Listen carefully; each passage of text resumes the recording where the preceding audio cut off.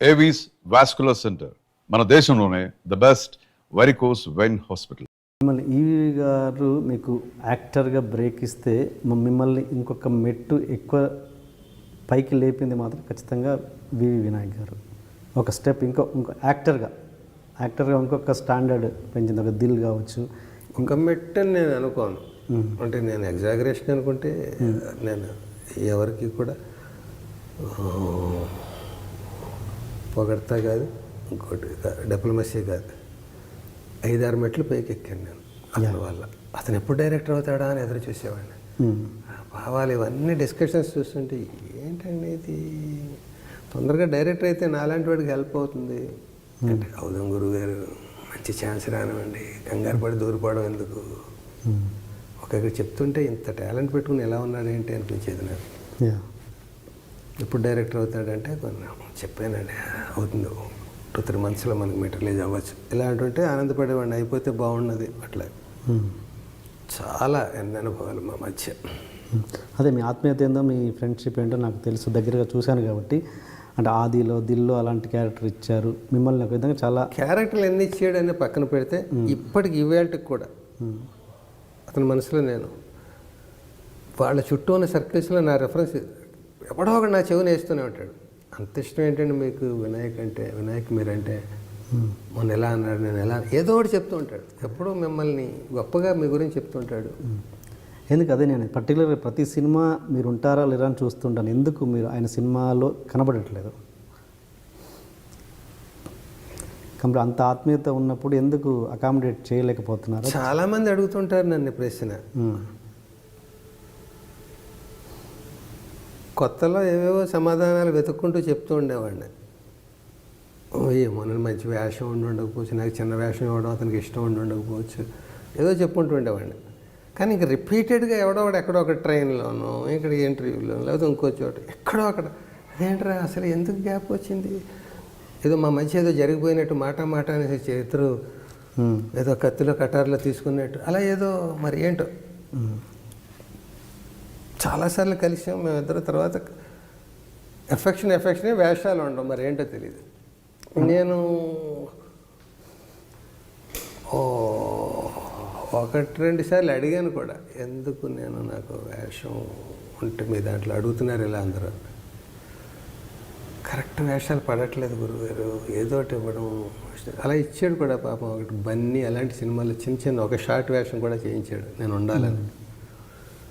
అతనికి అనిపించవచ్చు కదా, ఒక షార్ట్ చేయించడం ఏంటి ఆయన చేత అని అనుకుని ఒక గ్యాప్ వస్తుంది, మంచి వేషం ఇద్దాం అనుకుని ఉండొచ్చు. ఆ మంచి వేషం ఒక్కొక్కసారి ఏమవుతుందంటే, నాకు ఈ సొంత ఊరు ఇలాంటి కొన్ని సినిమాలు అవి ప్లస్ మైనస్ కూడా అయ్యాయి. అదే మంచి వేషం ఉంటేనే ఇతనికి వెయ్యాలి అనేది కొందరు అభిప్రాయం అయ్యి ఉండొచ్చు. సొంత ఊరు ఎప్పుడో అమ్మో 1వ తారీఖు ఎప్పుడో వస్తుంది, రోజు రావు కదా, రోజు సినిమాలు యాక్ట్ చేయాలి కదా. అందుకని అలాంటి వేషాలే ఇద్దాం అనుకోవడంలో ఒకసారి గ్యాప్ వస్తుంది. 2-3 సినిమాలు నేను లేకుండా అయిపోతాను. ఇంకా గ్యాప్ వల్ల నేను ఉండాలని అది అసలు నన్ను ఆర్టిస్ట్గా నన్ను లిస్టులోనే ఉండకపోవచ్చు. మధ్యలో వాతావరణాలు మారుతూ ఉంటాయి, పక్క వాళ్ళ ఇన్ఫ్లుయెన్స్. అది వాళ్ళకి మాత్రం నేను ఉంటే వాళ్ళకి ఏంటి ఇబ్బంది, పక్క వాళ్ళ ఇన్ఫ్లుయెన్స్ ఎలా ఉంటుంది అసలు. ఓకే, అలా ఏమో నేను అలా కూడా అనుకో. ఏం జరిగిందో తెలియనప్పుడు, ఇప్పుడు నేను సినిమాలో హుష్కాకి అనే సినిమాలో డైలాగ్ రాశాను, దొంగోడు అనుమానం పారేసుకున్నోడి మీద ఉంటే పారేసుకున్నోడు అనుమానం ప్రతి ఓడి మీద ఉంటుంది. నా జేబులో 10 రూపాయలు పోయాయి కూడా, అక్కడ డబ్బులు పోయాయి నా నాటకంలో. పోతే అక్కడ ఎవడో దొంగ వేద ఒకడు ఉన్నాడు, వాడు కొట్టేసాడు. నేను నా 10 పోతే ఆయన అనుమానించాను, ఈయన అనుమానించాను. ఊళ్ళో ఉన్న మావాడు మొన్న వచ్చి వెళ్ళిపోయాడు, వాడు తీసి ఉంటాడు రా, వాడు కాదు వాడు అలాంటి వాడు కాదు, డబ్బు 10 రూపాయలు చేయదేంటి, ఇలా అందరినీ అనుమానిస్తాను.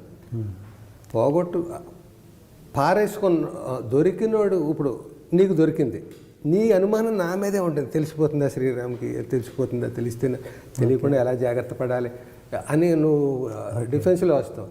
ఏమండి సరిగ్గా చూసుకోండి, దొంగ వేదవాళ్ళు ఎక్కువైపోతున్నారు, నువ్వు నన్ను కాసుకుంటే చాలు, నా మూడ్స్ తెలుసు నీకు, కానీ నాకు తెలియదు నువ్వు అని. నేను మొత్తం అందరినీ అనుమానం చేస్తున్నాను ప్రపంచంలో. అలాగా దొంగోడి అనుమానం పారేసుకున్నోడి మీద ఉంటే పారేసుకున్నోడి అనుమానం ప్రతి ఓడి మీద ఉంటుంది. అలాగే అతను నాకు ఎందుకు వేషాలు ఇవ్వట్లేదో అది నాకు తెలియదు.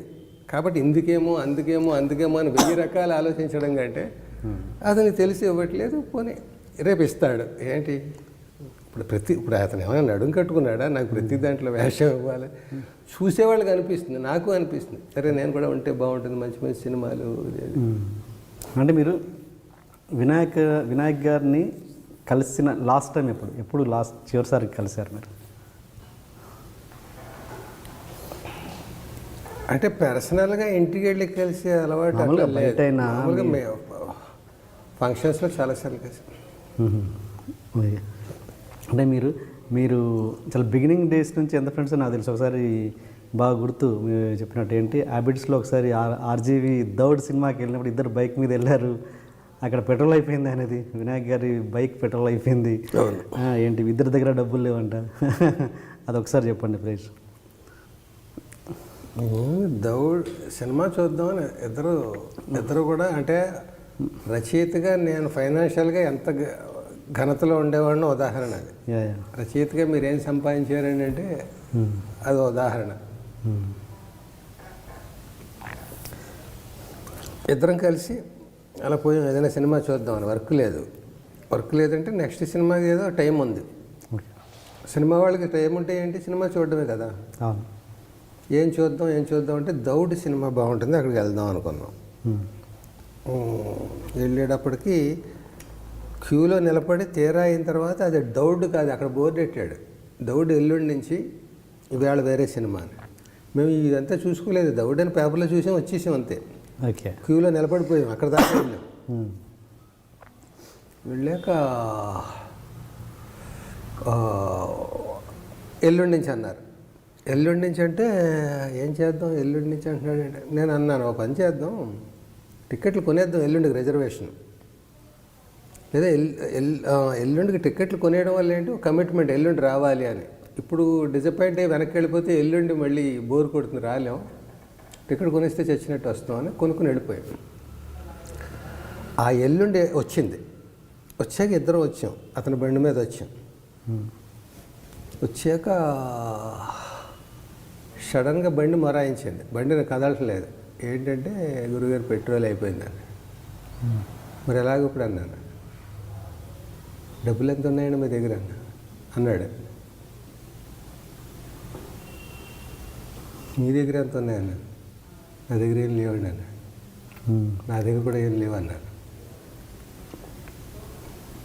ఇప్పుడు ఎలాగంటే అలాగే తోసుకెళ్ళాలండి అని అనుకుని తోసుకెళ్తూ ఎదురేదో కబుర్లు చెప్పుకుంటూ నడిపిస్తున్నట్టుగా బిల్డప్ ఇచ్చి చూస్తే అక్కడ బెగ్గర అడుక్కుంటున్నాడు, టవల్ పరిచాడు, ఆడి దగ్గర 2 10 పైసల కాయిన్లు, అప్పట్లో ఏదో పావలాలో ఏదో 2 ఉంది.